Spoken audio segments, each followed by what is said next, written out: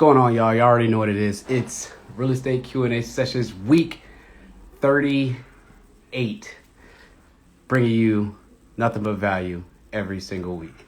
Appreciate y'all for popping up in here. We're doing another week as usual. Ain't nothing changed but the weather. You know what I'm saying? Ain't nothing changed but the president. You feel me? Yes, we have a new president, and I am excited, and it is a relief that we have turned a new leaf in this country. So you guys know I don't really talk about politics or anything like that. So I'm not, but I like to just touch on certain things that affect us on a daily basis. So the fact that we got another president, good news. But anyway, you guys already know what it is. Real Estate Q&A Sessions, week 38. Nothing but consistency each and every week. We are pushing up on 40 weeks. 40 weeks of doing this thing, right? 40 weeks of nothing but consistency, right? And you guys already know my goal. My goal is to make sure I do this for a whole year. So this is all for you guys. You guys already know what it is. Every Thursday, 12 o'clock, post it. Let folks know what we're doing each and every week, providing value in the best way we can. And guys, remember, I'm not a guru.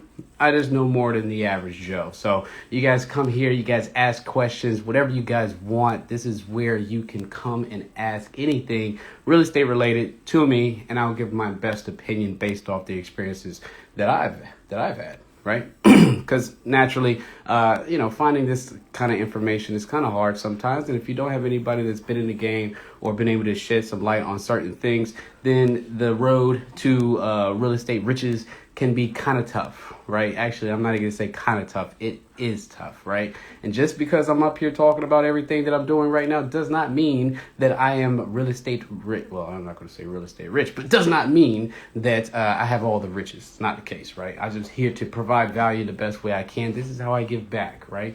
I give back by doing this every week. You can also catch me on Clubhouse Mondays and Thursdays at 6 o'clock. I have rooms scheduled. I have a club. I co-host a club. And I do this. I'm on Clubhouse, like I said, Monday, Thursday for sure at 6 o'clock. But then sometimes you might catch me in there doing some separate rooms with other people. But nonetheless, providing value all the time, each and every week. I do this for free. I'm not asking you guys to pay anything. I'm not asking you guys to subscribe to anything. I'm not asking you guys to do any of that stuff. All I'm asking you guys to do is show up, ask questions. Housekeeping, you guys already know. Screenshot me, post it to your story. Let folks know what we're doing each and every week, every Thursday. We need other people to join and ask questions that you might not have thought to ask, right? That's where we get the value, right? So if somebody comes in and asks a question that you didn't think to ask or you haven't experienced, guess what? You get value once that question gets answered. And now once you find yourself in that predicament, guess what? You now know what to do, or you've had some type of insight in regards to what you should do. So that's why these things are important. That's why it's important for you to share. Again, I don't have to be doing this. This is out of my free time, right? Each and every week, 1 hour a week. Sometimes we go over. You guys already know how it goes, depending on how much people we get in here. But naturally, we like to let folks pile on in here because sometimes I start late a little bit. Sometimes, folks are doing other things and they pop up in here as the show progresses. But does not matter, because if you miss it, if you miss the first half, second half, whatever the case may be, it gets posted to my story. I mean, not my story, but my feed. And you can find each and every single episode that I've done over the last 38 weeks on my feed. So naturally, hey, there's your value. If you like to sift through it, which I do, go ahead and label some of the episodes. Hey, there you go. There's your value right there. So always love, always appreciate it. This is what I do for you guys, right? So we are here, and we can go ahead and get started. If you guys want to ask questions below, feel free to hit that comment section right there, and or the question mark. You can ask your questions there as you please. I will do my best to answer them. And again, don't mind me if I start talking about a particular topic. You can ask a question at any point in time, in any which way you please. I will stop and I will make sure I answer those. So shout out to you guys for already popping up in here. Almond_Bay. Appreciate you for popping up in here. Maybach_Maj. I think I said that right. The only Don Yo. No, the only Don Yon. Huh. That was clever. Mobile Home Plug, what's going on? Appreciate you for popping up in here as always, each and every week. You're always appreciated. For my people that's always here, consistently coming, I show you guys nothing but love because I love you guys for popping up in here and spending time with me every Thursday, 12 o'clock. You guys already know what it is. Housekeeping rules, you guys already know. Screenshot me, post to your story, let folks know what we're doing. I don't want to be on your feed. Don't post me on your feed. Don't post me on your feed. I don't want to interrupt your feed. Right? Some of you guys are very sensitive about your feed, which is fine, right? Hey, I'm sensitive about my feed. You guys already know I don't really post real estate stuff on my feed unless I done bought another house. But the story is where you can find most of my real estate stuff, which I still don't even post much. I can do a lot better when it comes to posting my like real estate endeavors. I have so much videos, so much content that I just have on my phone and on video that I just haven't even showed you guys. I'm not a social media guru. I'm not a social media person when it comes to marketing and being on time. And, you know, it's a lot. It's a lot. But if you guys want to see a lot of content and you guys want to see a lot of things, guess what?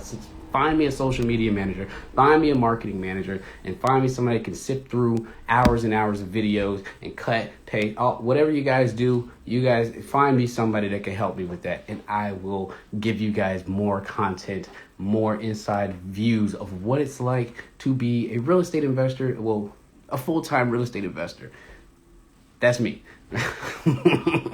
Mobile Home Plug says, hey, with the smiley face. Hey, to you. Hope you're back in the game. I know we talked last week and you said that you were on the up and up and trying to get back in the mix. I hope last week kind of was well for you and that you're back in the game, or at least making attempts to get back in the game, because again, the game needs you. We need wholesalers, we need flippers, we need landlords, we need a lot of agents, whatever the case may be. We need you guys. So always strive and prosper, but also take time for yourself, because not only can, you can work all day, every day, but if you're not taking care of this right here, you're not going to be effective. So, case in point. Oh, you got somebody already asked a question. The only Don Yon says, what's the Baltimore housing look like? Do you mean the Baltimore market? Like the Baltimore market? Like, what does that look like? Or what's it like? Baltimore is a phenomenal place. If you ask me, where do I invest? If you ask me, do I, invest in other cities and other places like that? I'm going to always tell you no. At this point in time, that's a huge no. And it's not so much because I am... it's not so much because I'm just like selfish about Baltimore. That's part of the reason. But the other reason, there's a mental block there. There's a lot that goes into investing in other cities that you are not nowhere near close to, right? So if you look at like DC, it's easier for somebody that is in DC to invest in a city like Baltimore, and likewise for Baltimore to DC, because it's only a 45 minute commute depending on traffic, right? So that's a little bit easier because you can still take the time or a weekend to come out, check out your properties, check out the rehab, whatever you're going to be doing. But if you're talking about, hey, I live in Baltimore and I want to invest in California, hey, people do it. I don't recommend it. Well, I'm not going to say I don't recommend it. You do whatever you want to do with your own money. You can spend it however you want to spend it. I know for me, I like to be local. I like to invest where I can see, right? I like to invest where, I can kind of have a finger on the pulse of like my rehabs and everything that I have going on. But nonetheless, don't feel pressure to invest out of state, right?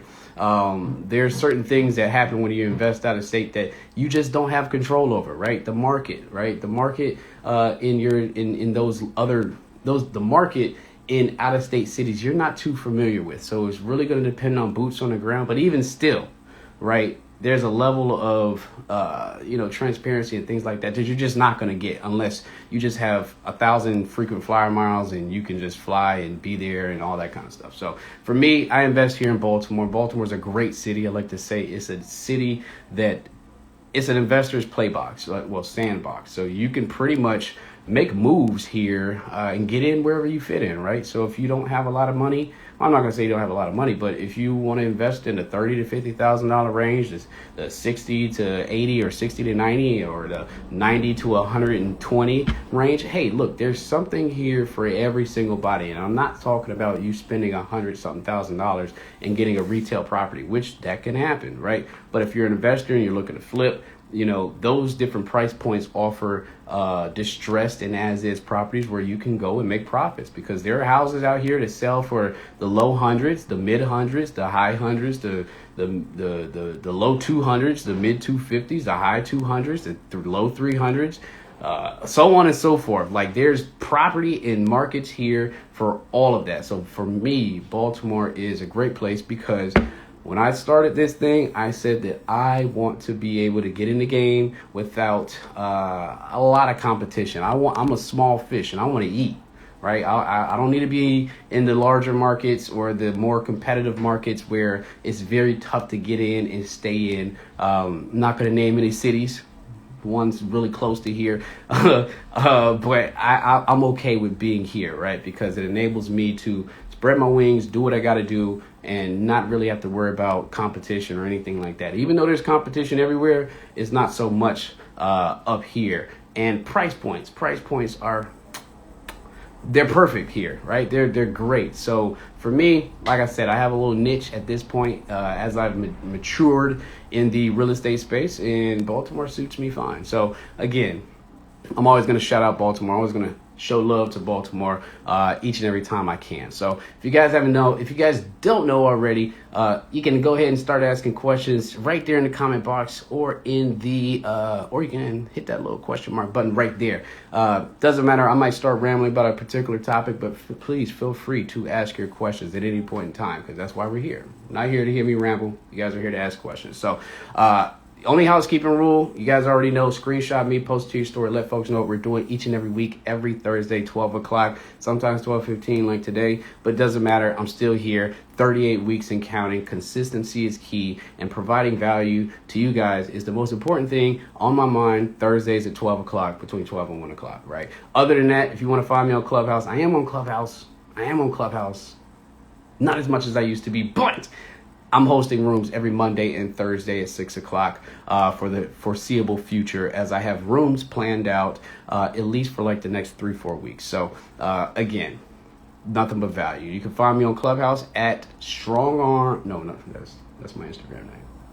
At Rashaad_invest with an S at the end. Find me on Clubhouse. Follow me, invite me, whatever the case may be. You can find me on Clubhouse as well. So hope that helps. Other than that, who else we got popping up in here? Amber. Hey, Amber. Hey, how you doing? Hey, Amber. Amber and Ariana. What's going on, y'all? I appreciate y'all for popping up here. Guys, if you didn't know, those are my bosses over at Amber & Company Real Estate, which is my brokerage. That's where I hang my hat, my real estate hat. If you guys are looking to buy, sell houses, hit up one of those two beautiful young ladies. Right there in the comment section below. They will provide enough value and insight to help you get into your first home, your 10th home, whatever the case may be. Take all your real estate needs when it comes to on market, off market. Take them to the brokerage that I affiliate my hat with. That's like a family. So appreciate you guys for always popping in and supporting me and whatever I'm doing, which is my real estate live Q&A session. So other than that, again, I think I'm a little late. We're gonna let people have time to pop up on it here, because you guys know different Thursdays, the traffic is different. It varies. Like last week we was popping. I think I was on here for about an hour and a half, almost 2 hours. So we're gonna give some folks time. You never know. But other than that, I'll give you guys a quick little update for me. I am still working on 4 rehabs, right? 4 rehabs going on, all at different stages. Like some I'm about to start, some I'm in the middle, some I'm trying to like wrap up, dealing with all type of issues. So when you guys are rehabbing houses, it's not cookie cutter. It's never going to be cookie cutter. It's never going to be, once you develop a system, it's never going to be, just a box or just a series of events that just happen. Like there's stuff that happens in between. And when you get into the game, you have to understand that shit happens, right? excuse my language, but shit happens, right? And you plan for the worst, and the expectation you should have, and the mindset you should have is that whatever obstacles come my way, I'm going to deal with them, I'm going to push through them, and I'm going to get to the other side, because at the end of the other side is potentially profit, right? Profit and or equity and or, another house rental, whatever the case may be. And so that's kind of like what I deal with on a daily basis, right? I'm not a one-man show, but I got a couple people in place. But here's the thing, right? Sorry about that. I think my connection was bad. But when you get to a certain level, you have to think about scaling. And so I'm at that point now where it's like, I need to scale. And in order to scale, guess what? You got to put people in places to, take over certain things that you shouldn't be taking care of, right? And that's kind of like what I've been going through this week. That's what I've been talking about with my partner. Hey, how do we get to the point where we can automate, scale, and have Rashaad do what Rashaad is really good at? I'm really good at the acquisitions piece, right? But when I have to do acquisitions, GC, it can be a lot, right? So that's where I'm at. The last week has been pretty awesome, with the exception of dealing with some contractors and some things like that, which is another part of the game, right? And so when you're dealing with contractors, I'll talk about this really quick. And guys, please don't hesitate to ask your questions below in the comment section and or right there. When you're dealing with contractors, there's a level of, how should I say it? You got to kind of be like a diplomat in a sense, right? It's a push and pull type thing. It can't, I see a lot of folks get in, and I've struggled with this sometimes, right? And you learn as you go, right? And so when you're working with contractors, it's almost as if you have to envision yourself as a supervisor or a manager, or a leader in a sense, right? And so it can't be a slave owner, slave type mentality. Like, hey, you work for me. It can't be that, right? Because what I want you guys to understand is contractors are people. They have feelings. Whether man, woman, whatever the case may be, and certain people aren't gonna allow you to talk to them or treat them in a specific way, regardless of whether they're working for you or not, right? And so you have to play this healthy balance, right? And I was on Clubhouse last night with a guy who flips about 30 homes a month or something like that. I don't know. It was a lot, right? It was a lot. And so one thing that he was able to tell me, because he was able to scale his business from doing a couple renovations to now he's doing, like I said, about 15 to 30 rehabs a month, right? That's a lot. That's a machine. And one thing he told me was that, when you're dealing with these contractors, you have to understand that nothing is going to be perfect, right? And that you have to kind of have some type of leniency in regards to who you're dealing with. Not all of the guys that you manage as contractors, you are to treat them the same. You can't treat them the same. Everybody's different, right? This is managing, or this is like managing one-on-one. Not everybody gets treated the same. When you have a team, you might have this guy with this type of personality. You might have that guy with that type of personality, and you can't all approach them the same, right? But you also have to take into account that they're people, and you have to treat them as if you care about them. That's a big thing. You have to care about them, right? So, asking them, being knowledgeable about, their family or certain things that they like, and you want to be able to create that connection to where, if you do such a thing and you foster that and nurture that relationship, you can better manage those guys, and they'll want to work for you forever until the sun goes up or the sun goes down, whatever the case may be, right? And so you're going to have your guys that typically show up late. You're going to have your guys that might not be proficient here, or they got to, their quality of work isn't the greatest there. You're going to have your guys that have problems at home. All that kind of stuff happens, right? And the one thing he told me is that you can't be such a hard ass, right? You can't be such a hard ass. You got to have some compassion. You got to have some empathy, but also rule with, some authority, because there are certain points when their authority is needed, and there's a certain point when empathy is needed. And that's something that it doesn't come natural. You have to have experience doing that. If you guys have been leaders or placed in leadership positions, these are somewhat of the same concepts, right? If you are a supervisor at a job and you have employees that work for you, right? How do you treat your employees, right? You want them to stay working at that job and be the highest and best use for you and the company. And in order to do that, it just can't be business, right? And authority. Do this. You gotta have some. You gotta. It's an even mix, right? So that's one thing that I still to this day, because I'm never gonna be up here telling you guys that I have all the answers. I'm never gonna tell you guys that I know how to do every single thing perfect to a T, because I don't, right? I'm up here letting you guys know about some of my flaws and all that kind of stuff because I'm real. I like to keep it funky with y'all, right? I don't have perfect systems, right? I don't have perfect teams. You know, I haven't done perfect deals, right? I don't. Sometimes I don't make a lot of money on my deals, right? That's just the nature of the business because I am still actively evolving in how I do this business. And so I like to be as transparent as possible with you guys so you guys know what you're getting into, because a lot of you guys still want to get into the business, but then you don't have somebody that's telling you what it's really like out here, right?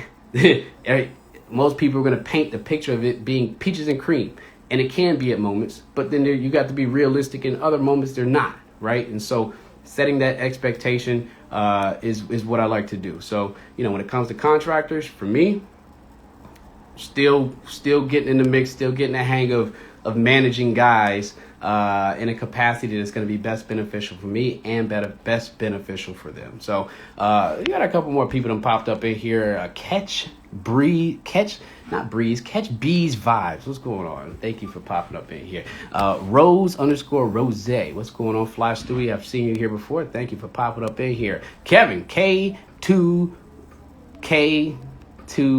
the T. I know who you are, man. You're in my same group, man. You've been popping up on Clubhouse. Appreciate you for popping up in here, man. Lady Potential 19, thank you for showing up. Appreciate you guys. If you guys are new and you guys have not been here before, this is where you can come and ask all your real estate questions. I don't care if you're trying to buy your first house, your 10th house, 20th house. If you want to learn about wholesaling, contractors, dealing with contractors, hiring contractors, loans, all that kind of stuff. What houses to target, all of that kind of stuff you can ask here. Feel free to do so. You can ask right there in the comment section below, and or press that little question mark button right there and post your questions there. Life and Times, I see you. You just popped up in here. What's going on? I shout out everybody that pops up here because I love y'all. Appreciate y'all, right? It's not Clubhouse.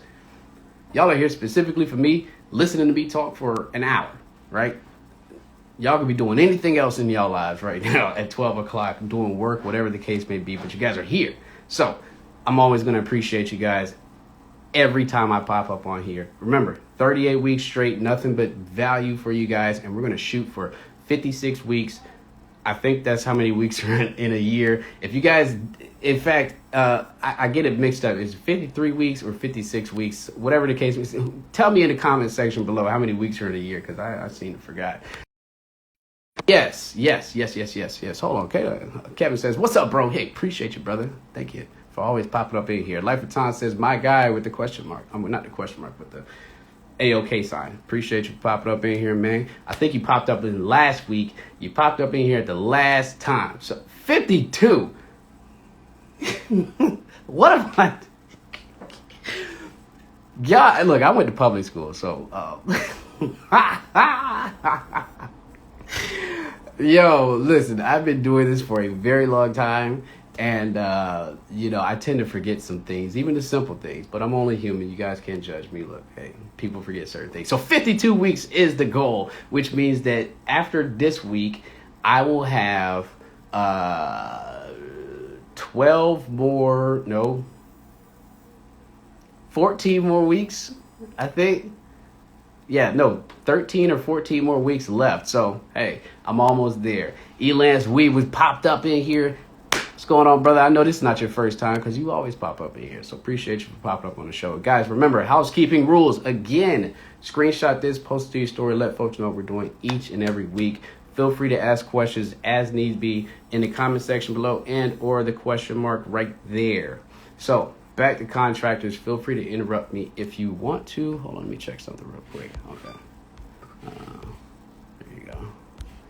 Okay. Yeah. So back to contractors. So when you're dealing with these guys, one thing that one thing when you're actually hiring guys, like when you're hiring contractors, a lot of folks like to go for GCs. Some guys like to go for subs. Hey, your preference is your preference. One thing I want to make sure that you do, and I had this incident happen this morning, which is why I'm talking about it, is I'm trying to expand and build another team. And so I have a couple people I've been interviewing for a couple jobs because I'm trying to scale. Right. And so whenever you guys are doing your endeavors and, rehabbing or planning to rehab or do renovations to a property, whether it's a flip, rental, whatever the case may be, you're going to be bringing in guys to interview them and to check out your jobs and get quotes. Right. Quotes.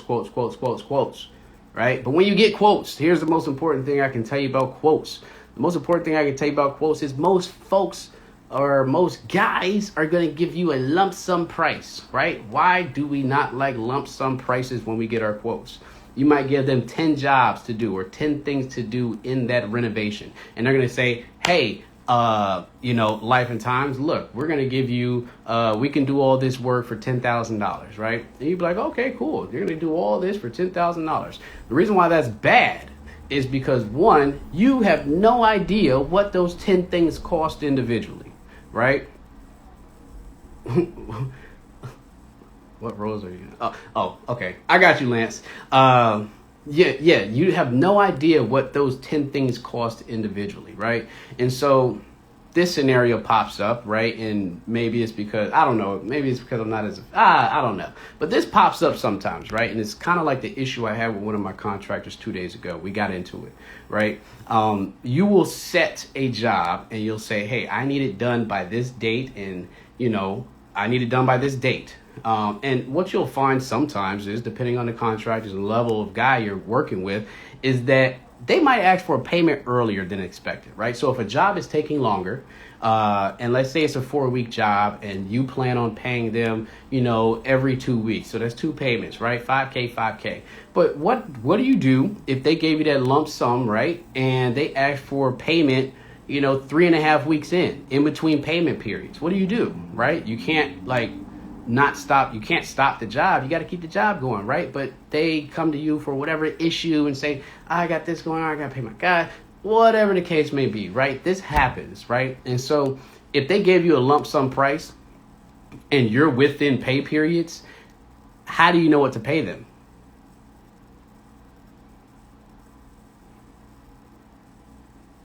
How do you know what to pay them? He gave me a $10,000 quote and he wants payment earlier than expected. Or let's say you guys fall out and you're going to fire him, but he needs to collect money for the work that he's completed. How can you look at the job and tell what to pay him? You don't know. He might say, hey, look, I need all $10,000, or I might need all $8,000, 8 of the $10,000. He might only got 2 jobs done, but you won't know that, right? So this is why when you get your quotes up front, when you're interviewing contractors up front and they give you that lump sum price, or even before they give you the lump sum price, you ask, I need an itemized budget. I need your cost broken down by job. So if I gave you 10 things to do, right? 10 things to do, and you say the quote is $10,000, then I need you to itemize all 10 things. What are the costs for all 10 things, right? And that can also, for example, $1,000, $1,000, $1,000, $1,000, $1,000, so on and so forth, right? That right there is how you quantify and know what to pay at all times of a job, right? And that is my battery's running dead. But that is for your protection and that is for them. Right? That's for both you guys' protection, right? And so let's say that my contract, let's say we have a rift and we fall out, right? And he wants to get paid for the jobs, the work that he's done. If he gave me an itemized list of 10 things and they all had $1,000 a piece for what they, for what those items were worth, I can look at that list and say, okay, demo's done, $1,000. Framing's done, $1,000. Rough in plumbing and stuff is done, $1,000. Drywall's done, $1,000. Oh, the floors aren't done. So you don't get $1,000 for the floors, right? You don't get $1,000 because the paint, trim, and doors aren't put in. You don't get that, right? So now instead of him telling you what he thinks he's owed, right? You can tell him, hey, I'm looking at this itemized list and I'm looking at what's complete. You pay for what's complete. You don't pay for stuff that's not complete, right? And that's how you save yourself. That's how you save yourself and know what to pay at all points in times throughout the job. So whenever you're getting these quotes, guys, and ladies, gentlemen, whoever, right? Always make sure that the quote is itemized. And if they're not willing to break down that cost to you, then that's not the person you want to be working with. Plain and simple. I don't care if you're getting a $500 job or if it's a $80,000 rehab. Doesn't matter, right? You need that cost broken down for your protection and for theirs as well, so they know what is actually owed to them, and they can't say that you slighted them, right? So words of wisdom on that front. Because that happens, right? And I'm only telling you guys this for your own protection, right? When it comes to money and when it comes to contractors, you don't want to be the one that's the issue and not paying what is justifiably right. You know what I'm saying? Because that can also put you in a hole, and then guys might feel slighted, and then next thing you know, you didn't fire them, and then next you got somebody breaking into your house, and you wonder who's breaking into my house. Oh, it might be that old contract. You don't want those problems. You don't want somebody coming after you because they feel like they're owed more than what, or they feel like they're owed money that you didn't pay them, right? If you set these boundaries up beforehand, you can always, and you guys are on the same page, there's no confusion as to far as what's owed to you, right? You let them know. I am only paying for what's complete at the end of the job. So at the end of the job, if only 8 things complete, guess what? You're getting paid for only 8 things. Right? Same thing. If it's 10 things, you get the full pay, right? So you want to make sure you set those things up on the front end to save yourself. I'm trying to tell you, save yourself, because things happen.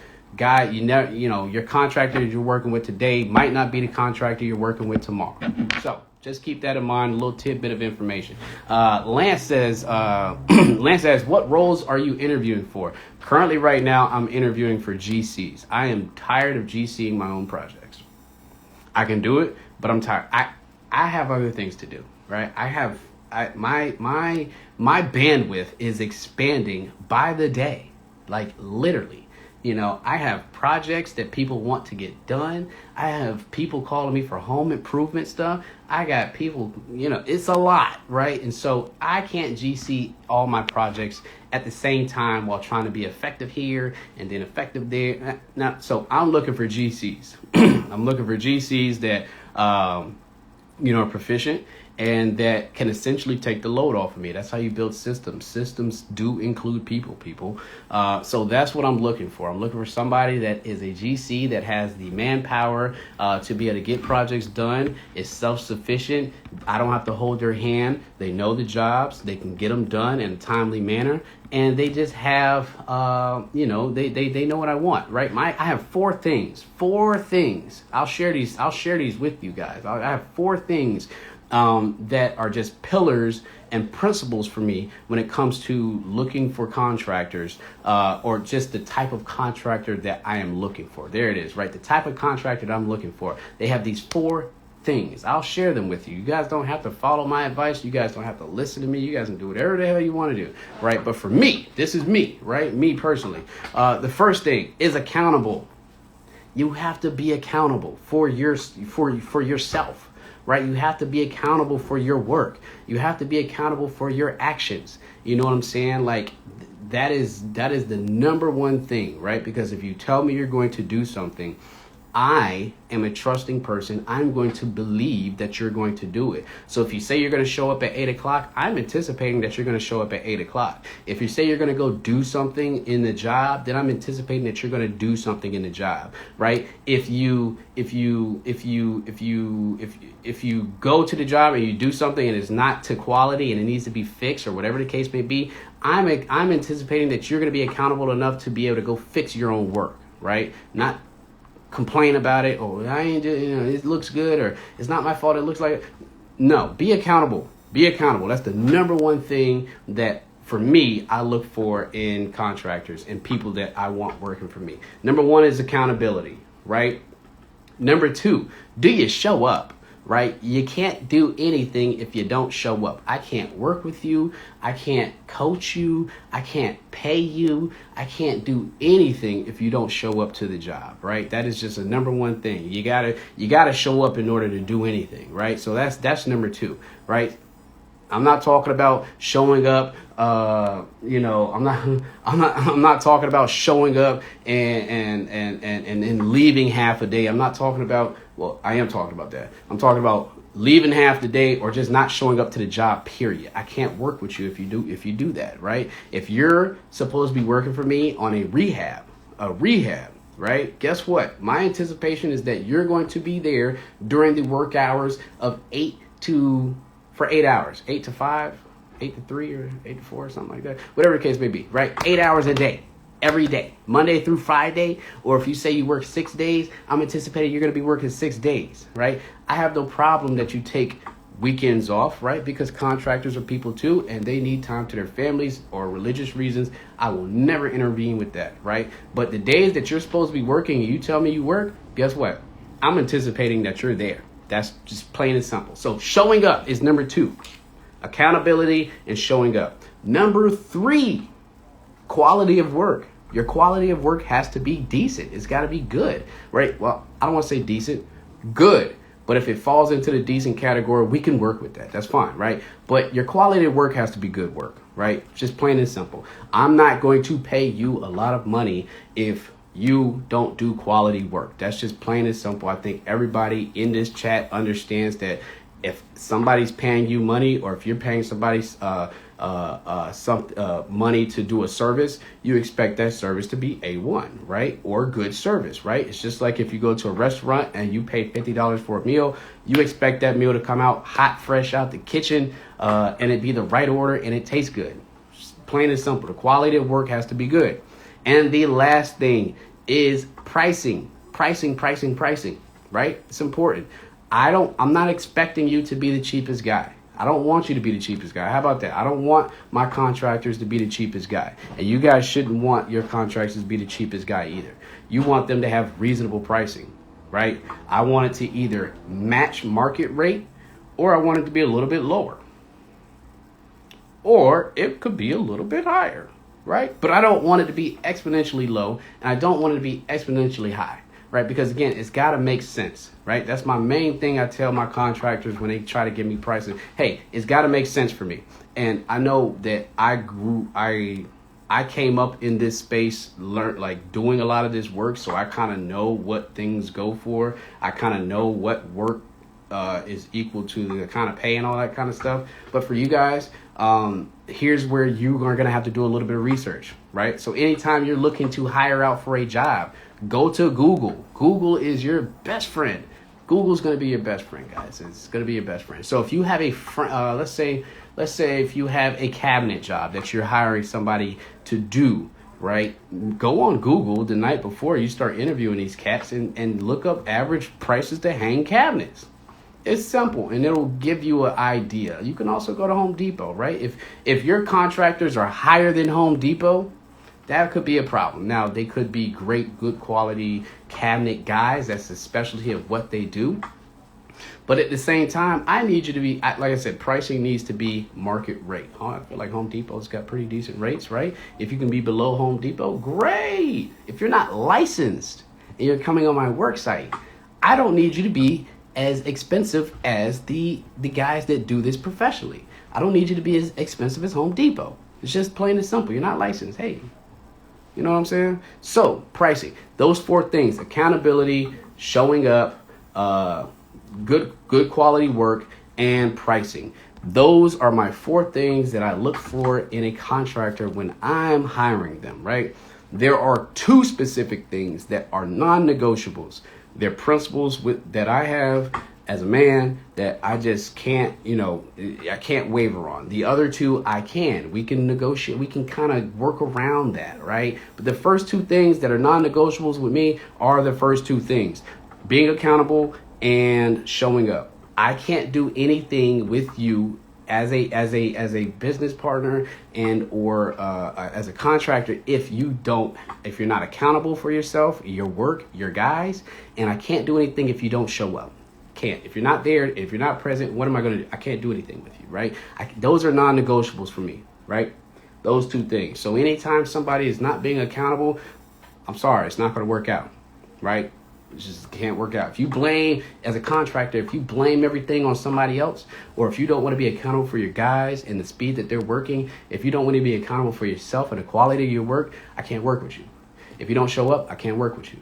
The last two things, pricing, quality of work and pricing, we can work around that. We can, hey, maybe your quality is not A1, but maybe it's good quality, and maybe you messed up a little bit on certain things. Hey, fix it. We can work around that stuff. If you're accountable, then the quality of work, fixing the quality of your work is very easy, right? That's if you're accountable. If you're not, then you're going to have a problem. You're going to be like, oh, I don't want to fix this for you, whatever the case may be, right? Those last two things are negotiable. You can work around that stuff. You can negotiate pricing. You can get guys to fix things if they mess it up, right? That's stuff that you can work on. But the first two things you can't literally fix. If they're not an accountable person, you can't work with it. If they don't show up, guess what? You can't work with that, right? So those are the things that I look for when I hire out my contractors. And I know, Lance, you asked me about positions.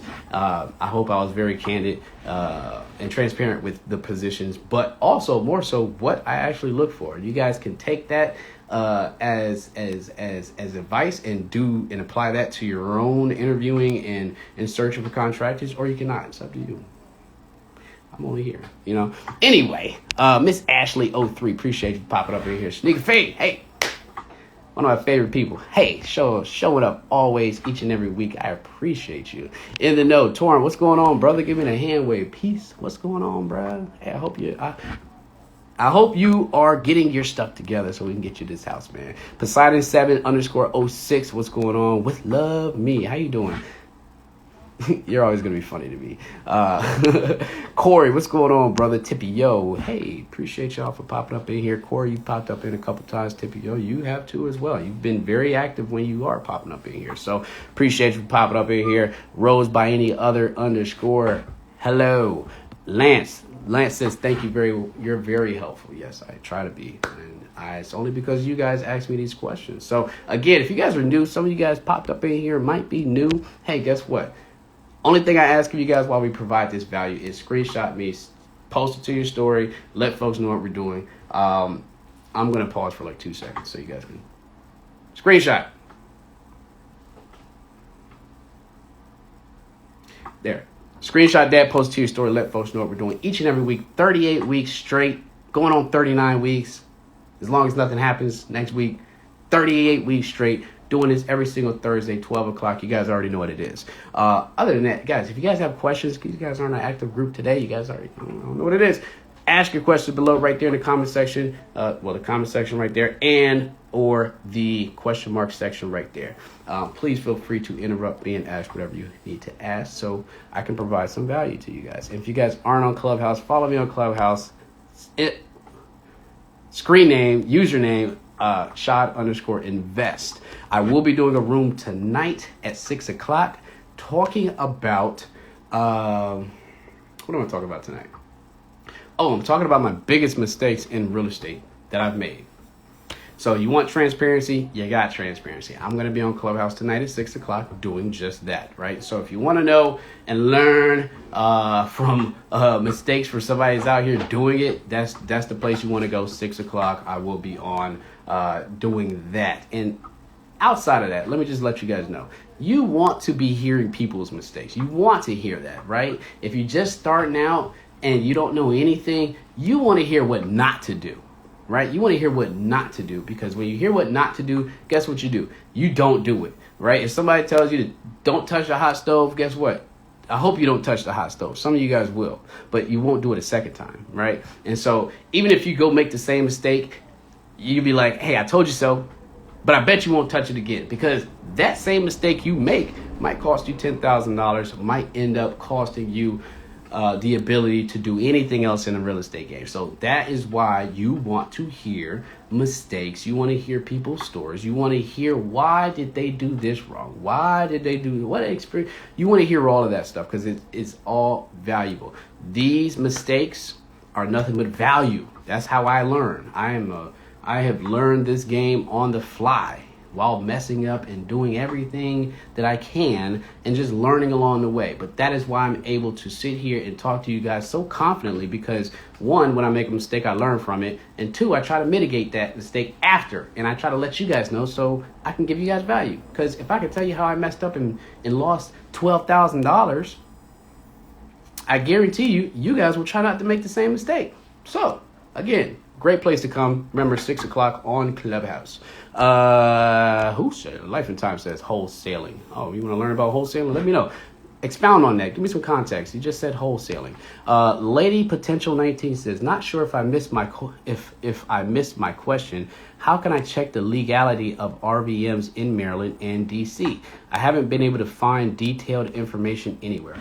I will tell you this. If you are trying to use RVMs in the state of Florida, that's a no-go. You can't do that, right? But in Maryland, IRVM, right? It's not a problem. It's not an issue.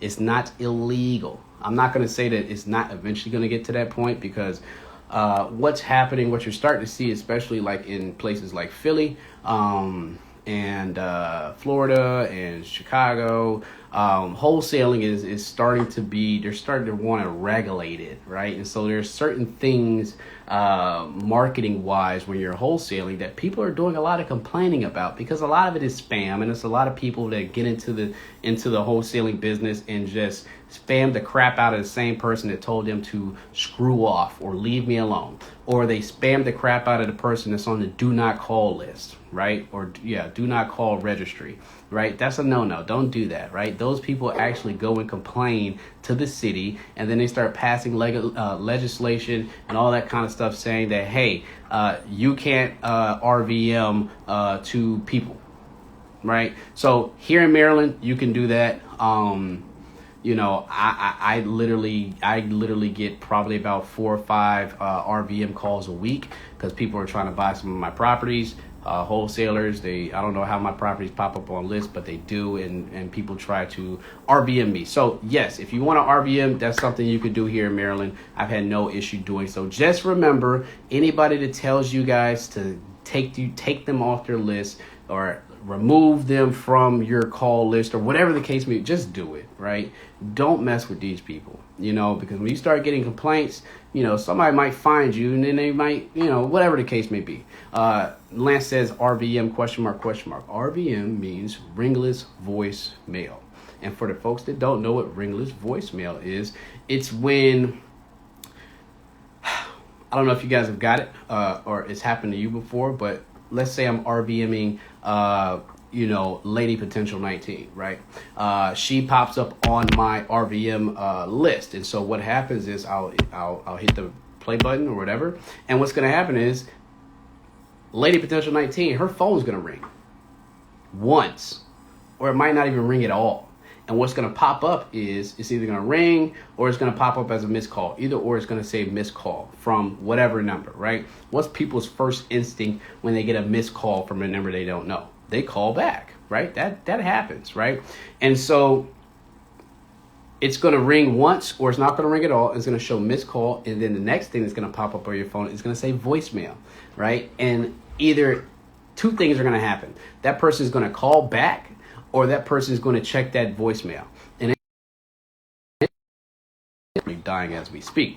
But in that voicemail, what's going to be in that voicemail is going to be a pre-recorded message from me or whoever the case may be saying that, hey, I'm Rashaad. I was driving in your neighborhood. I saw your house. I'm looking to buy another house in your neighborhood. If you're interested in selling, or if you would potentially sell, give me a call back. I'm here. Whatever the case may be, right? Whatever the message is, right? And that person's going to call back and they're either going to say, hey, dang, you're right. You're reading my mind. I am actually interested in selling my house. Or, hey, you want to buy my house. Okay, what are you offering? You know what I'm saying? Or they're going to say, the most common thing is, hey, screw off, don't call me again, take me off your list. That's the most common word. But you're just looking for the person that says they are interested or ask you, what are you offering? Because that shows some type of interest, and you want to target those people. So that is RVMs. It gets you on the phone. It gets you close contact with somebody very quickly, because normally if you get a missed call, you call them back. Or if you get a voicemail like that, you're calling back, right? It's different from mail. When you mail somebody, when you set up a mail campaign, you're going to be mailing that person for probably 5 to 6 months. You know what I'm saying? And that's a piece of mail every single month, right? And the first couple months, they might not call you. They might not be ready to. They might not be ready to sell at that point in time, right? But maybe at month 5, or maybe at month 7, or maybe a year from then, they might call you and they say, hey, I got your postcard last year. I got your postcard 6 months ago. I kind of stored it away, but I'm at the point now where, I'm looking to sell my house, and your postcard or your piece of mail popped up and it looked better than all the other ones. And so I decided to give you a call. That happens. That's happened to me before. So that is the difference, where you can literally wait 3, 5, 8 months of time before you get an answer on yes or no, versus where you RVM. And if I RVM today, I'm probably getting a lot of calls. So if I set my RVM system up today and I have a list of 100 people and I call, let's say 50 of them, chances are a good 30 are probably going to call me back. Right. And so if you guys want to plug, no free plugs, but I'm going to plug it. Go look up this system called REI Rail. It's made by Max Maxwell. If you guys have been on YouTube and doing your wholesaling research and all that kind of stuff, you know who Max Maxwell is. No free plugs. I'm going to shout out this free plug. REI Rail. RVM system. They also do skip tracing for you folks that are pulling leads and trying to do off-market deals and or trying to get into wholesaling. REI Rail is what I use. Great system. I can vouch for it. Phenomenal. Hope that answered your question, Lady Potential 19. She says, thank you. Yes. Life and Time says RVM. I think I explained what that was. Life and Times also says, what resources did you use to find information on properties you're trying to purchase? So you're talking about skip tracing. Skip tracing is something that, for the folks that don't know what skip tracing is where you are trying to find, basically where you input somebody's address into a system, or you give it to somebody or a program or whatever the case may be, and it finds all that person's information, right? Personal information, phone number, first name, last name, phone number, address, mailing address, city, state, zip code, loans, debt, relatives, wives, brothers, sisters, all basically. Basically, it is very intrusive. I'll say that. But it's legal. A lot of this stuff is public information. You just got to find it. And so what skip tracing does is all this public information that you'd have to sift for individually, it compacts it together and gives you a profile. So if I'm trying to skip trace John Doe, and I don't have his name, but I have his address at 123 Main Street. And so let's say I go out and I find a distressed property while I'm driving, and I say, I wonder who owns that. I want to get in contact with him. I want to buy that house, or I want to try to wholesale that house. 123 Main Street.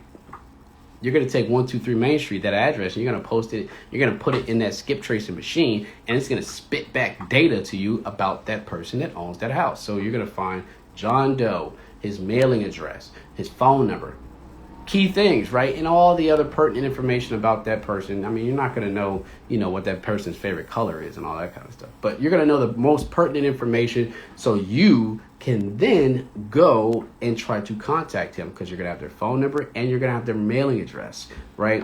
Keep in mind, a little tidbit of information for the folks that don't know. 123 Main Street might be the house that you're looking for. But when you skip trace John Doe and his address comes up 523 York Road, that is the address you want to send your mail to, right? That is the address that you want to, that is his mailing address, right? That also means that 123 Main Street is is a rental property or a second home or one of his properties. He doesn't reside there. His mailing address is where he resides. And so that is also a key indicator to let you know that John Doe is an absentee owner. He's an absentee owner, right? That means he owns properties. He might own more properties, right? So that's what happens when you skip trace. That is a very important tool for all wholesalers and investors that are looking to purchase off-market properties. That is key. That's how we get deals. That's how we find the person. That's how we contact them. So that's what skip tracing is. If you want to go to a skip tracing site, REI Rail has a skip tracing service. But then you can also go to a platform called Skip Genie, SKIPGENIE, skipgenie.com. They also specialize in skip tracing. So a lot can go into skip tracing, a lot of different details and things like that. But I'm giving you guys a rough idea of what it is. And I just plugged 2 sites for you guys. So if you guys literally want to start wholesaling today or trying to start wholesaling today, you can literally go online, go to listsource.com, pay for a list of about 1,000 names, might cost you $200, right? Literally $200 for like 1,000 names in your area. You take that list, you skip trace it, go take it to skipgenie.com, get it skip traced, right? And when you skip trace, it's not going to find all the data, right? So if you got 1,000 names, it's probably going to spit back maybe 60 to 700 names, right? So there's some people you just can't find their information for. You take that list after a skip trace it, you'll pop it into REI Rail, and then you start RVMing. I just told y'all how to get started, like today.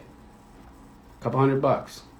You want to start talking about off-market sellers and finding good deals and wholesaling? There you go, right there.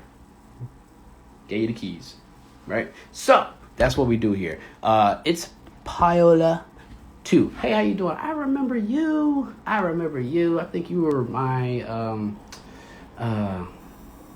back in school. I used to live off market and used to work at the leasing office. That's what it was. Hey, how you doing? Appreciate you popping up in here. Ocbands.9. What's going on? BRB Services NJ. What's going on? Appreciate y'all for popping up in here. If you guys, this is your first time here, this is Real Estate Q&A Sessions week 38. Doing this consistently for 38 weeks. We pop up in here every week at 12 o'clock, and you guys can ask anything real estate related, and I'll do my best to answer in the best capacity I can. I'm not a guru, but I know more than the average Joe. The only thing I ask from you guys while I give you this value each and every week is to screenshot this, post it to your story, let folks know what we're doing each and every week so we can bring more people in, more value, more people, more value, more. Right? If you haven't done so already, if you're on Clubhouse, follow me on Clubhouse as well. My username is Shad_invest with an S. You can find me on there every Monday or Wednesday night. Monday, Thursday nights at 6 o'clock. I have rooms scheduled for literally the next 3-4 weeks, talking about a bunch of different things. So that is my way I provide value to you guys. I do a lot for you guys. I don't ask for much. I could charge y'all for this stuff, but I don't.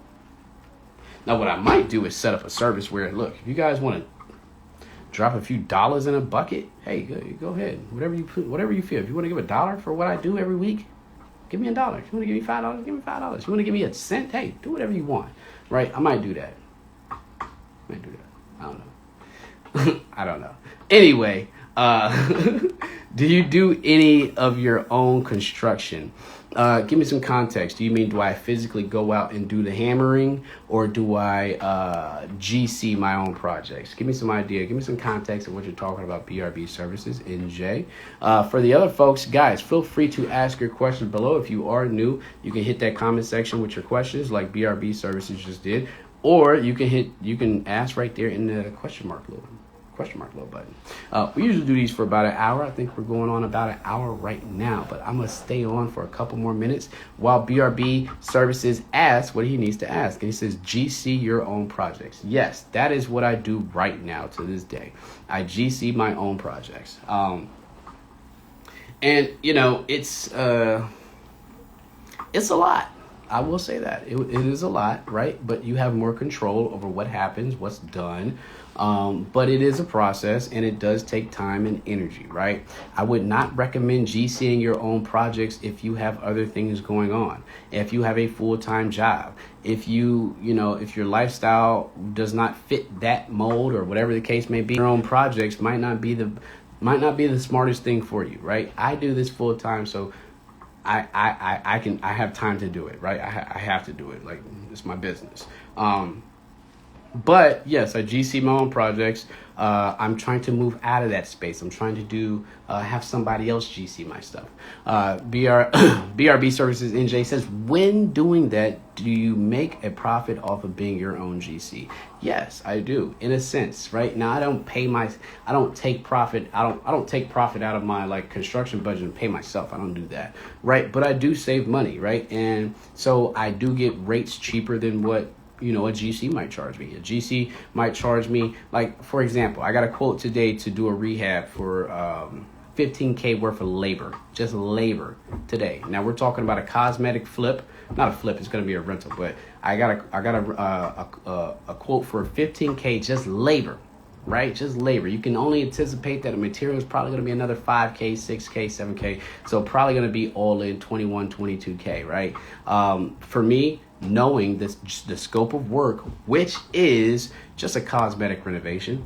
I'm just going in there, throwing some paint on the floor, paint on the walls, putting new floors in, upgrade, putting new light fixtures in, $20, whatever the case may be, and renovating the bathrooms.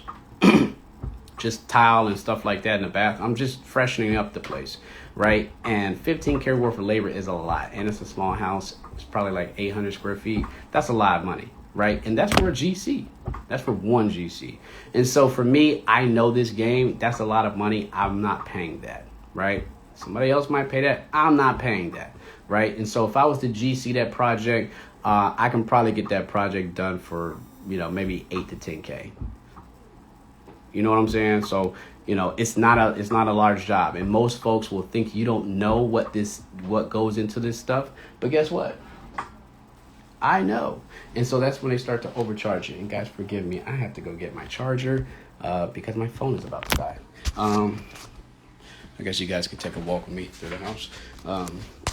But yeah, I do GC my own projects for that specific reason, but I'm growing to a point where I have more things to do outside of GCing my own projects, and therefore I need to allocate my time to other things besides GCing because money is to be made. And so if I can afford to spend a couple more $100 or a couple thousand more dollars for just my time and energy being saved, then guess what? I'm going to do that, Now, would I recommend you guys GCing your own projects? If you have the bandwidth, if you have the time, I would say go ahead, knock yourself out, get the experience. But if it's your first job and it's your only job and you're only doing one house, hey, go ahead and do it, right? But if you start to get multiple projects and things like that, you have to think about where's your time best served. What are you good at? What do you do best? And if that's not what you do best, hand it off to a professional. I can do this because I literally have to do this. This is my job, right? Amongst a bunch of other things. But you guys don't have to do that. So I hope that helped. I think, let me see. Yeah. Oh, side note, guys, I just bought like 8 plants within the last 24 hours. Y'all want to see something really cool? Let me show you guys something. This is completely off topic, but I'm so excited. Watch this. You want to see a golden pothos? 2 that are extremely big? Watch this. Look at that. I haven't even finished unraveling these things yet. These things are probably like 12 feet long.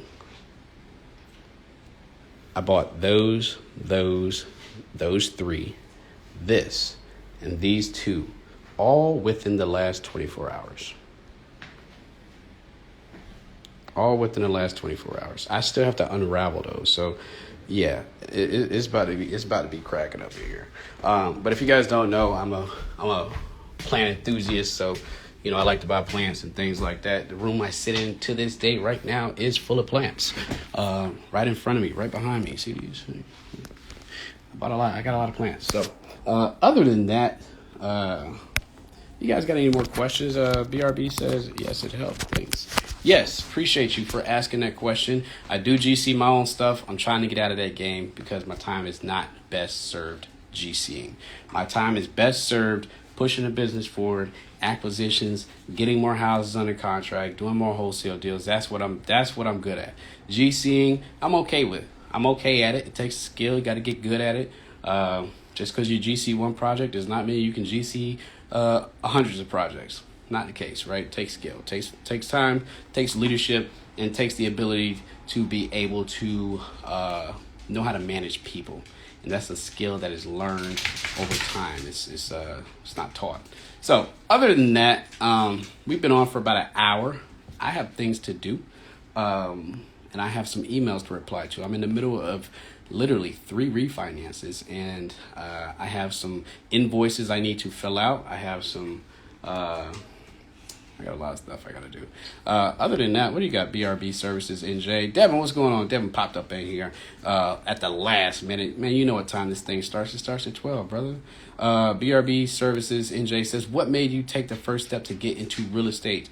The very first step, you want to know the very first step? I woke up one day and I realized that my rent was too high. I woke up one day and realized that the rent that I was paying was, where was it going? It's stupid, right? Work, bro. Hey, okay, yeah, you're at work. I appreciate you, though. Remember, you can always find my stuff on your feed, on my feed.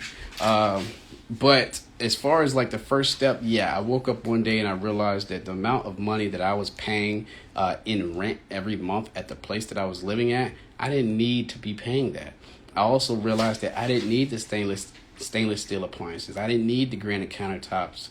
I didn't need the nice amenities at the apartment complex. I realized that I didn't need all that stuff. And that was the day that I realized that I needed to buy my own house. Now, did I buy my own house? No. But that idea kind of transformed into, hey, I need that idea transformed went from I need to buy my own house to I need to buy an investment property. And the reason why it changed from house to investment property is because I had to find like my purpose. Like, why am I buying a house? Am I buying a house to live in it forever? No, I was only 26. You know what I'm saying? I don't need to be staying somewhere permanently for the next 10, 30 years. I'm 26. I had a nice job. I had a nice car. I'm trying to get it in times 10. I could move tomorrow. So I wanted to find a place that I can literally buy today. And if I needed to move the next day, I can rent it out. So therefore, I was looking for an investment property. And I ended up buying a duplex. And after that, everything just went, and even after the duplex, I was not trying to buy. I'm not going to say I wasn't trying, but I wasn't looking down the road like, oh, I want more houses. It was just like, hey, I bought a duplex. Cool. Let's do what we got to do. Get it rented out. And, I'll keep doing my thing. It was when after got done renovating it, going through all the hard knocks, learning lessons, and I put my first tenant in, and then I put my second tenant in. When I got that first check with both tenants, from both tenants, and I looked at that check, and I said, and I looked at that check, and then I remember what I was paying at mortgage, and I saw what my profit was. That was when I said, okay, I need to do this for real. I need to go and not jump out at that point in time, but I need to get more rentals.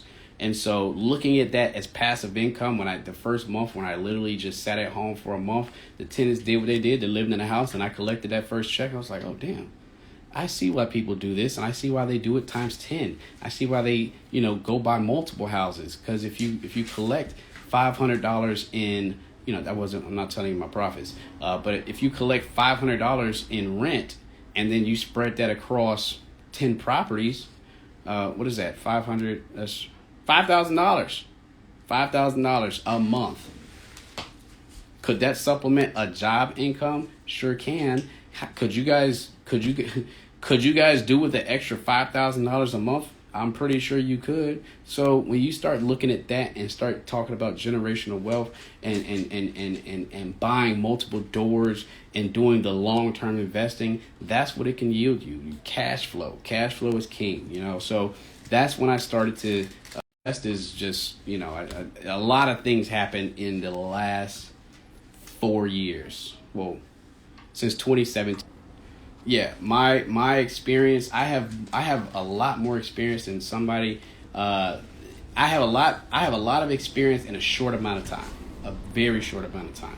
When you talk about real estate and you talk about people that have been doing it for a very long time, they had to build up to that. I got to this point in a very short amount of time because I literally just jumped off the porch. I quit my job. I worked for somebody. I worked for an investor, learned under him, did a lot of things. And then I just did my own thing after a while. So that's the condensed story. A lot of stuff happened in between. But long story short, the point is that you got to start somewhere. You can't look at the person that's got 10 houses, 50 houses, 100, 1,000 and be like, dang, it's so intimidating. No, you just got to start you start at one house. Start at one rental, start at one flip, start at one wholesale deal. Everybody started at number one, right? I'm not where I want to be, but I at least started, right? And the last 3 years, I have accumulated a portfolio of single family and multifamily properties. Not going to tell you guys how many, but I've done it. So you just got to start somewhere. If you're showing up to these every single week, if you're on Clubhouse learning a bunch of real estate stuff, that's all fine and dandy. But if you're not going out there and applying and doing, you'll never get to you'll never get to the 10 house mark, the 5 house mark, 20, 30, 100, whatever the case may be. You know what I'm saying? So eventually I'll get to my 100 doors. Eventually I'll get to it. Not today, not tomorrow, but eventually I'll get there. So it started with taking action. Checkmate 443. Appreciate you popping up in here, even though you popped in at the tail end of the show. If you guys don't know, also D Brand Real Estate. Thank you. I don't know who you are, but you're new here, so I appreciate you for being here. Guys, every Thursday, 12 o'clock, 38 weeks straight, we've been doing this. For the new folks, you can catch me at 12 o'clock next week for week 39. And remember, when you come here, you can ask anything, everything real estate related. And the only thing I ask of you guys is to screenshot this, post it to your story, let folks know what we're doing each and every week. That's why you're here. You might have came here from Clubhouse. I don't know, right? I'm on Clubhouse every Monday and Thursday, 6 o'clock. I have a room tonight talking about some of my biggest failures in the real estate game since I've been in here. So if you guys want to check that out, please feel free to find me on Clubhouse. My name is at Shad_invest. That's SHAAD_invest. I know it's not the same name as Strong Arm, but whatever. I don't care. Ain't no social media marketer. Checkmate 443 says I need to execute. I'm in the DC, Baltimore market. Yes, you do. Don't wait. Don't wait for magical markets to appear and magical prices to drop. Just get in now. In whatever capacity you can, learn. You know why? Because tomorrow ain't promised. You might get paralyzed tomorrow. Might not be able to do what you want to do. It's real shit. You're on borrowed time. Remember that, right? So if you don't understand time is of the essence, then that is something you should understand. Get involved now, even if it's taking one step. Take a small bite of the apple, right? Don't sit here and be like, oh, I gotta go flip a house right now. Maybe that's not where you start. Maybe you start wholesaling. Maybe you start trying to figure out how to source deals by wholesaling. Then you get into flipping. Maybe you start wholesaling and stack some money. Then you get into flipping. Then you get into rentals, right?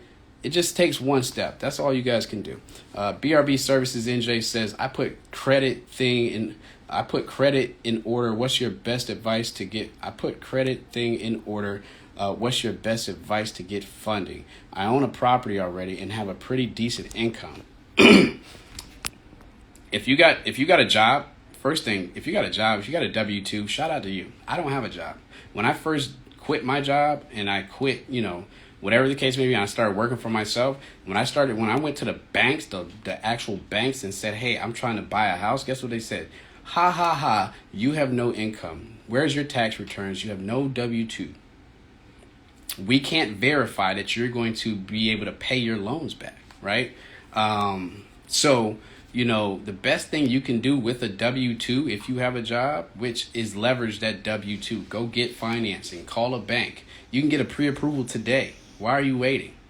You can literally go on rocketmortgage.com and within 30 minutes have a pre-approval application in, and they'll probably get back to you by the end of the day or tomorrow, latest. And they'll tell you what your buying power is. You don't know what you can do or what you can, unless you go take that step, right? And so if you're talking about getting funding, I don't know what funding for. Are you talking about getting funding for a flip, a rental, whatever the case may be? If you got good credit and, let's say if you're at a 640, 660, if you're around that 660 range and, you got a little bit of money in the bank and you got a job, you can go get funding for a house, right? I got to know what you're talking about, though. I have my credit in order. Type that wrong. Yes, credit. If your credit's in order, guess what? You can go do a lot of things, right? Not going to say credit is king, cash is king, but credit, if your credit's in order, guess what? Somebody's going to lend to you. Whether you're trying to buy a rental, whether you're trying to do a flip, you can go get a conventional loan, you can go get a hard money loan, you can go get an FHA loan, you know what I'm saying? You can get a couple different loans. Start calling banks, looking at packaging, funding for a rental. Conventional product. You can go put 20% down as long as you can afford the 20%. Get a low interest rate because interest rates are extremely low. I just found a client a property that we closed on 2 days ago. I found a house for her. She bought it. She bought it for $64,000. Right up the street, actually. Fully renovated. Not retail renovation, but a landlord renovation, for a rental. It was nice, clean, and she paid $64,000 for it. The reason why I'm telling you conventional product, the reason why I'm telling you interest rates are low for bank loans is because when I found out her mortgage, based off her interest rate, I was like, wow, that is a smoking hot deal that she just picked up. She bought for 64. Rent rates in that area over there is anywhere between, let's say, she could probably get $1,200 to $1,300, maybe even $1,400 if she does Section 8. Her mortgage was about $400 and something dollars. Y'all think about that. Y'all do the math. On that. Mortgage is about $450 something dollars. Average rent rates are about $1,200, $1,300 over there. That is a phenomenal deal, right? So, and she bought that off a conventional product. So she put 20% down. Yes, she had to put money into the deal, but now she's walking into it with equity. The bank has equity if they need to sell it. And her mortgage is extremely low based off of low interest rates that banks are providing today. So that is a great way to go buy a cash flowing rental. She is about to be cash flowing. Cash flow. I need it on time. I'm talking about that's y'all too young for that, man. Y'all too young for that, dog. Y'all too young for that, man. Checkmate 443 says 775 range. I'm going to check out Rocket Mortgage today. Y'all way better than me because my credit is not. Wow. Applaud to you guys. I wish I had a 775. Shit, I wish I had a 750. Dang. Shout out to y'all for being disciplined. And shout out to y'all for just having great credit scores. If you got a good credit score right now, you need to be looking at everybody that doesn't have good credit scores and being like, I'm going to take advantage of this opportunity. Because not everybody has a great credit score. Not everybody can leverage their credit to get funding. So if you're out there and you're trying to do deals and you're trying to get funding and you got a good credit score and you ain't did jack squat with it, you need to reevaluate your action plan. Because if you know, like I know, credit scores can change in a day. You can have something pop up today, get a large medical bill, get hurt, or whatever the case may be. And guess what? I don't know. Shit happens in life. Guess what? Your credit score can go from that 750 to a 600. You never know. So if you're out there with a high credit score, you ain't doing nothing with it, you're not leveraging yourself the best way you could, then you're doing a disservice. to your great credit score. Take some action, right? Josh says 750 credit score gang. Shout out to you, Josh. Appreciate you popping up in here. Brent, what's going on, Brent? Checkmate 443 says found you on Clubhouse. Appreciate you. I'm not always on Clubhouse. I used to. I'm trying to slow down on Clubhouse. But I do rooms every Monday and Thursday at 6 o'clock. I have a room tonight talking about my biggest failures in real estate. So if you want to check me out on Clubhouse, you can. Username is Username is shou_invest with an S. Young Moolah, baby. Josh, what's going on, man? You know about that Lil Wayne, bro. What you know about that? Brent says, hi, King. Have you used access checks from a credit card to use as down payment? How do you get them? I have no idea what you're talking about. Access checks from a credit card. I don't know what that is. If I don't know what it means, it probably means if I don't know what it is, probably means I've never done it. I don't even know what that is, brother. Josh with the whiny faces. XK Wicks. How you doing? Appreciate you popping up in here. You guys, this is the after hours. I'm supposed to lock this thing up 20 minutes ago. I'm still here talking to you guys. Brent says, I'm at a 770. I can help two folks. Folks, DM me. DM Brent. He can help you get a good credit score. 770. Good Lord. Y'all are shitting on me. I just let y'all know. Y'all shitting on me, right? Josh says, DJ, can I get a shout out? Hey, Josh, Jerome Smith. That's my boy. Brent, you're going to be the last question, man. Give me some context of access checks. I don't know what that is, bro. Gotta let me know what that is, because you're going to give me some insight. I don't know what that is, brother. Convenience checks. It's like a cash advance without the fees. Never heard of it, but I'm not sure if that's something that you can use as a down payment. If it's direct cash, like if it is cash, or if it is like a money order. Your money order is cash. It's not a check. It's not you can write a check and it can bounce tomorrow if you cash it like next week or tomorrow, whatever the case may be, right? Is it like a money order type thing? If it is, I don't see why you can't use it as a down payment. Is it funds allocated? Is it credit? I'm gonna have to research this. Thanks. You giving me something to look into, because I don't know what that is. Convenience checks. Is it like a cash advance without the fees? I don't know. You have to talk to your lender about that. I don't know. I guess the better question is, like, could you use a credit card to put down a down payment? No, they're not going to take that. It's got to be cash. Not cash, but it's got to be something like tangible cash, like that they can pull at that moment in time. Never heard of that, brother. Never heard of that. OG Retro _Heat. You popped up in here at the last minute, but I appreciate you for popping up in here at the last minute. All right, guys, I gotta go. I'm sorry, I gotta go. I'm going on longer than I'm supposed to. I got emails to get back to, people texting me and emailing me, and I got to get through some of this paperwork. So, why y'all popping up in here so late, man? I appreciate y'all. Look. Every Thursday, 12 o'clock, y'all already know what it is. Y'all make sure y'all pop up in here every Thursday, 12 o'clock, because I do this every single week. I am going to be pulling up on 39 weeks next week. Join me. Come in here, ask your questions, ask whatever you want. Some things I might know, some things I might not know. Like Brent's question, I don't know.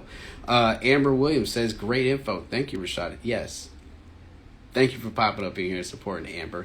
I do my best. Guys, if you haven't done so and you're still here, hit the like button. I want to see all those little hearts flutter and stuff like that. Y'all do that. Let me see the hearts flutter. Because I spend time with you guys every week. I don't have to, but I do, because I like doing it. I just like doing it. So I might put a tip jar in my bio. Instead of charging you guys for a course or anything like that, I might just put a tip jar in my bio. If you guys want to give me a tip of $1, I would appreciate it. You guys decide how much value you get out of this, and it might make me rich one day. Who knows? But other than that, here's what it is, guys. I'm gonna leave with this note, like I always do: live, love, and be present in your own life. Making all this money is cool. You guys have seen me on Clubhouse or whatever the case may be, I talk the same message because it means a lot to me. Love is king. Love cures everything. Love makes the world go round, right? Be present in your own lives, your loved ones, you're on borrowed time. You never know, right? People die every day, people die every day, right? And if you're not taking advantage of the time you have with your loved ones, your friends, then you're doing a disservice, right? So making money is cool, but it's not everything, right? Learn to appreciate the time you have with the people you love and utilize that to the best of your ability. You can always make money, and you can't take the money with you. Remember, you're on borrowed time. Love, be different, and just appreciate everything you have in front of you. And everything you have in front of you is not all about the money.